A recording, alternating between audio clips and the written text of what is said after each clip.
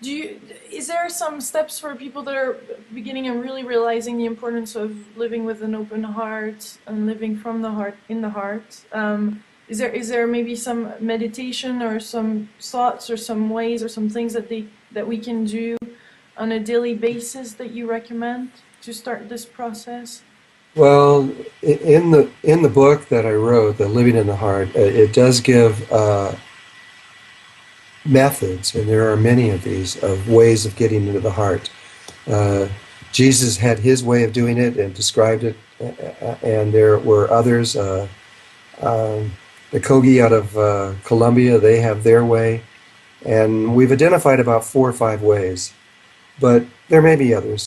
And you can just by pure desire, by actually, but it is a leaving. You have to leave the brain. You can't be in your brain and be in your heart at the same time. You have to actually make a transition. There's a movement that has to take place. If you're just sitting in your brain thinking you're in your heart, that's just imagination, and it's not the same thing. Yeah.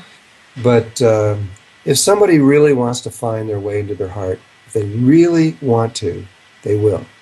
And once they're in there, the secret to ascension and to everything that's coming upon us right now, if you believe any of the prophecies that are about to take place, it's really then very, very, very simple. All you do is connect your heart that you're in to the heart of the earth and to the heart of the sun, and it puts a vibration in you, a very specific vibration that happens to also be permeated inside of the brain. There's a vibration in there that is talked about even thousands of years ago, and those vibrations are either the same or they're in harmony with each other. And if you connect your heart to the heart of the earth, and you really love her, I mean, really love your mother, and you really love your divine father, the sun, and all the rest of creation, this vibration that is put in you, it is the only thing you need in this transition. You don't need anything else. It doesn't matter where you are on earth or what it is. Mother Earth will keep you alive during the transition because of that vibration. She knows it, she recognizes it, and those are the people that will survive and go on as humanity in the future.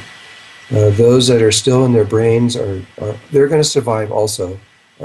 God is in everyone, so we don't throw people away. But they're going to take a different pathway, and it's okay too. It's a different pathway. So it's a serious proposition. Yes, it it's is. Seriously important. Yeah, and it's easy. It's so easy. It just requires love. It has to be real love. It can't be just something you're making up or faking. But if you really can love the earth and really can love all of creation, you're home free. Mm-hmm. How do you describe ascension? Well, ascension has many different, people have many different ideas about what that is and what it means. It's kind of like the word God. Every single person has a different idea of who God is or what it is. Some feel God is male. Some feel that she's female. Some feel that God has no sex whatsoever. And some feel that God has a name. Some feel that God can't have a name because name is vibration and outside of that possibility. And so it's the same way for me. Ascension is on a real simple, easy way of talking about it. It's simply moving from the heart, from the brain to the heart, because that was when we fell. That's all we did. We moved from the heart to the brain. We went out of phase with reality. And so that's all it is on one level. You can also speak about it as moving through the dimensional levels and moving from the third to the fourth to the fifth, etc. And many people talk about it in that kind of way. It is a process. It doesn't ever seem to have an end. From Melchizedek's point of view, we know that there are there's about 100,000, a little more than 100,000 different ways of interpreting the one reality. There just is one reality. It just is whatever is out there, that's what's there. But there's a lot of ways of perceiving it. And ascension can be seen as moving up those different levels of of perceiving the one reality. And Mm-hmm. For you, the religions too are gonna, um, people from different religious background are gonna realize that we're all living that same reality as well. well, I think that the different religions are probably going to be, if you're really coming from one of those places, uh, uh, they can get you through this. But I think that once we are through it, it's going to be a pretty shocking thing for most people to realize that the belief patterns that religions have imposed upon us are not necessarily connected to the reality. The reality is what it is, and we cannot change that. And a lot of these belief patterns do not fit into the truth.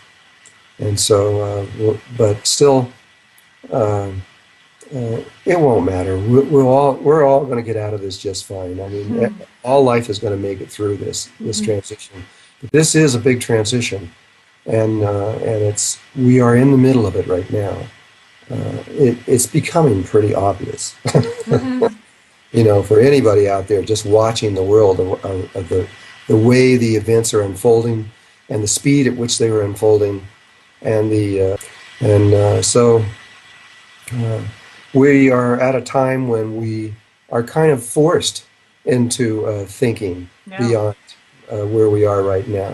We have to, and as the systems begin to break down more and more and more, I think it's going to spirituality is probably going to be the most important subject on earth because it is the only thing we can do right now. If this continues, it might not. Things might get better. Let's hope they do. But at this moment, they are moving in a way that something is going to have to happen. Yeah, and probably some amazing talent and creativity and concepts are gonna emerge out of this, like magical probably. I mean, some things that we can't even probably see right now. Well, yeah, I think so. I would love to talk about some of the stuff that we know is happening, but I can't go into that stuff right now. Our government is actually uh, uh, wanting to know more about this themselves. But this is a much bigger world than we know. There is more life here than we even imagine, and or even and science is just beginning to find out about it. Just since 2009, that they begin to become aware that there is far more life forms on this earth than they ever knew, and uh, we have beings that are here on Earth as well as people that are off of Earth that really do care about us and really love us. And it's not like the Greys and the reptiles where they're trying to kill us and do all these weird things to us. Yeah, that's true. But those guys are always doing this every single time. Most of life really does love us. And when it really comes down to it and when we really need them, we're going to find that they're there for us. Like angels? Angels are one level. That level, they've always been with us. They love us. We people don't know this, but I'll say it anyway. Every human being actually is an angel. They have a part of themselves, a part of their consciousness that is a part that cannot be separated from who we are, that lives on those levels. That is an angel. In fact, we have two. In order to come from a from a unity consciousness where there is not polarity into a world where there is polarity, you have to divide your spirit into two. Mm-hmm. And one male and one female. You split it into those two things. Everybody's done this. They don't know they have another counterpart running around on the earth. You know, people call it soulmates, call it all kinds of things, but it's just you. And you also have two aspects of angels that are on another level, and they're watching like crazy what's going on with you because they love you and they want to make sure that you get through this and you're okay. But there are levels higher than that, much higher than that are watching what's going on here, and really do care and have tremendous power, unbelievable power. They're all been leaving us alone because it's illegal to interfere at the wrong time. There's a certain time when they can, but right now they can't.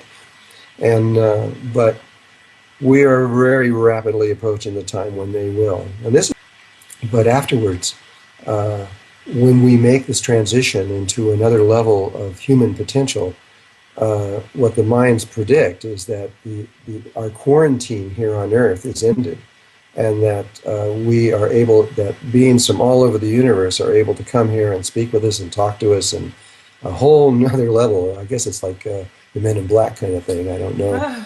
And directly after that, and during that time, is a transition where we move into another level of existence, where the problems that were faced at that point are not problems anymore.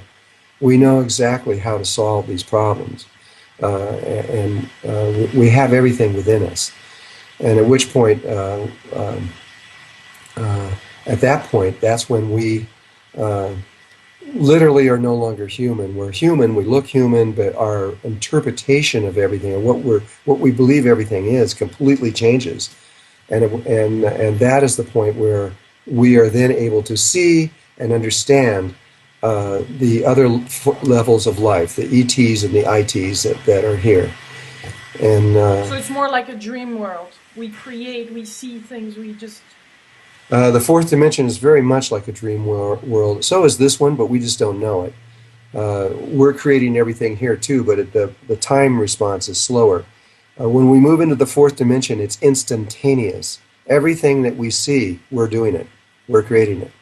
And that's a problem because at first, because if you step in there and you don't understand that you are doing it, and you think it's just happening,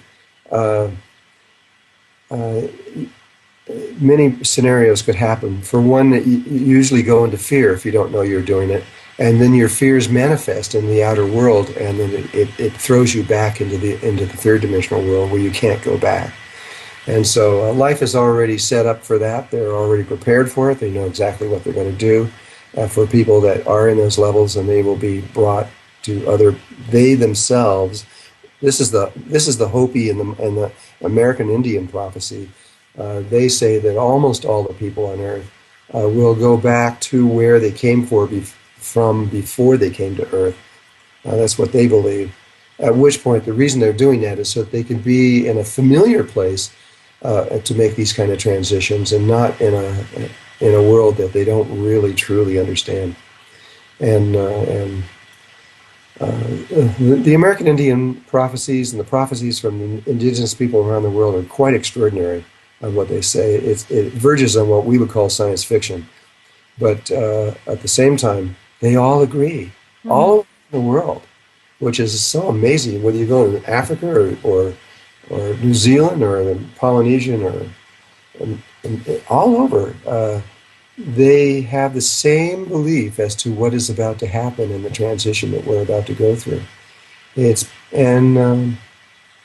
only the industrialized world, which is most of the humanity. We don't know what's going on. We have no idea. We're really lost in all of this.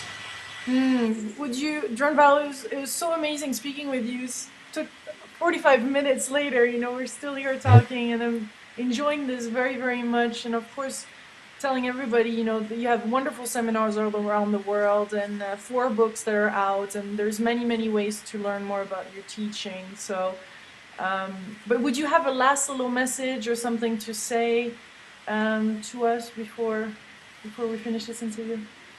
Well, this conversation. At this transition that we are in and that we're all about to go through, it's a thing of beauty. I know it has turbulent areas in it, in the whole thing, but if you just believe in yourself and believe in God and your connection to all life everywhere, and just trust in yourself, this transition is going to be fantastic. It's a time to celebrate, not to go into fear. And just don't be afraid, and just go with open eyes, and we're about to do something just amazing. And it's simple, like I said. You just connect your heart to the heart of the earth, the heart of the sun, and sit back and relax and watch the movie, because you don't have to have anything to worry about if you do that. I truly, truly believe this is true. Thank you. Thank you, and I hope to interview you again very soon. And if there's some great news that you need to share out with a lot of people throughout the internet and via video, let me know, and I'll be happy to do this again. Okay, all right. Yeah. Thank you, Lou. Thank you. Thank you very much.